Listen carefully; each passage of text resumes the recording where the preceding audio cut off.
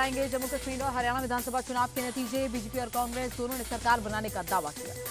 चुनाव नतीजों से पहले भूपेंद्र हुड्डा का बड़ा बयान, कहा न टायर्ड हूं न रिटायर्ड हूं। कुमारी शैलजा ने भी सीएम पद के लिए किया दावा, कहा पार्टी हाईकमान सारी बातों को ध्यान में रखकर मुख्यमंत्री का नाम तय करेगा। कुमारी शैलजा ने कहा, कांग्रेस प्रचंड बहुमत से बनाएगी सरकार, राहुल के प्रचार से लोगों का भरोसा बढ़ा। कांग्रेस के सीएम पद पर मचे घमासान पर बोले हरियाणा कांग्रेस अध्यक्ष उदय भान, जनता की आशा के अनुरूप होगा सीएम। सीएम के सवाल पर बोले दीपेंद्र हुड्डा, राज्य में बदलाव लाना हमारा लक्ष्य था, सीएम कौन होगा ये पार्टी नेतृत्व तय करेगा। मालदीव के राष्ट्रपति से मिले पीएम मोदी, दोनों के देशों के बीच द्विपक्षीय संबंधों पर चर्चा। मालदीव में रुपे कार्ड से भुगतान की शुरुआत हुई, पीएम मोदी बोले यूपीआई से भी जुड़ेंगे दोनों देश। पीएम मोदी ने कहा, भारत और बांग्लादेश के संबंध सदियों पुराने, हिंद महासागर क्षेत्र में मिलकर करेंगे काम। मालदीव के राष्ट्रपति मोहम्मद मुइज्जू का बयान, विजन दस्तावेज से हमारे द्विपक्षीय संबंधों की दिशा तय होगी। गृह मंत्री ने नक्सल प्रभावित राज्यों के मुख्यमंत्रियों के साथ की बैठक, सीएम मोहन यादव, एकनाथ शिंदे, विष्णुदेव साय मौजूद। 2026 तक नक्सलवाद को खत्म कर देंगे, गृह मंत्री अमित शाह ने जताया भरोसा। लैंड फॉर जॉब स्कैम में लालू परिवार को राहत, राउज एवेन्यू कोर्ट ने लालू, तेजस्वी और तेज प्रताप यादव को दी बेल। जमानत मिलने के बाद तेजस्वी यादव का पलटवार, बीजेपी बदले की राजनीति करती है, हमें कोर्ट से न्याय मिला। आपके राज्यसभा सांसद संजीव अरोड़ा के घर ईडी का छापा, मनी लॉन्ड्रिंग केस में एक्शन। आप सांसद के घर ईडी की रेड पर भड़के केजरीवाल, कहा पीएम मोदी ईडी को हथियार के तौर पर इस्तेमाल कर रहे हैं। सीएम आतिशी मुख्यमंत्री आवास में हुई शिफ्ट, मुख्यमंत्री आवास के कर्मचारियों के साथ की मीटिंग। प्रदूषण खत्म करने के लिए 21 सूत्रीय विंटर एक्शन प्लान पर काम शुरू, दिल्ली के मंत्री गोपाल राय का बयान। गुजरात के बनासकांठा में श्रद्धालुओं से भरी बस पलटी, 4 लोग की मौत, 25 से ज्यादा घायल। उत्तराखंड के हल्द्वानी में आम्रपाली विश्वविद्यालय में अभिनंदन समारोह, सीएम धामी भी हुए शामिल।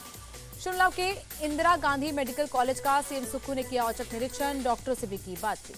दिल्ली दंगा केस में आरोपियों की जमानत पर सुनवाई टली, उमर खालिद शर्जिल को करना होगा 25 नवंबर तक इंतजार। वडोदरा के नाबालिग गैंगरेप केस में पुलिस का एक्शन, 3 मुख्य आरोपी समेत 5 गिरफ्तार। एमपी के आगरमालवा में सड़क हादसा, ट्रक ने बाइक सवार को कुचला, हुई मौत। फरीदाबाद में एक रबड़ फैक्ट्री में भीषण आग, लाखों का सामान जलकर खाक। बंगाल के बीरभूम में बादुलिया कोयला खदान में विस्फोट, 7 मजदूरों की मौत, कई घायल। यूपी के गोंडा में पटाखा बनाते समय घर में ब्लास्ट, 2 लोगों की मौत, 3 घायल। बेंगलुरु के फेमस बिजनेसमैन मुमताज अली का नदी में मिला शव, हनी ट्रैप में फंसने के बाद सुसाइड करने का शक।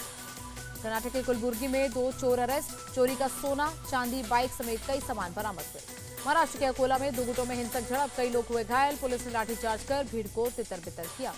हिंसा में उपद्रवियों ने कई गाड़ियों में लगाई आग, ऑटो और बाइक की टक्कर के बाद भड़की हिंसा।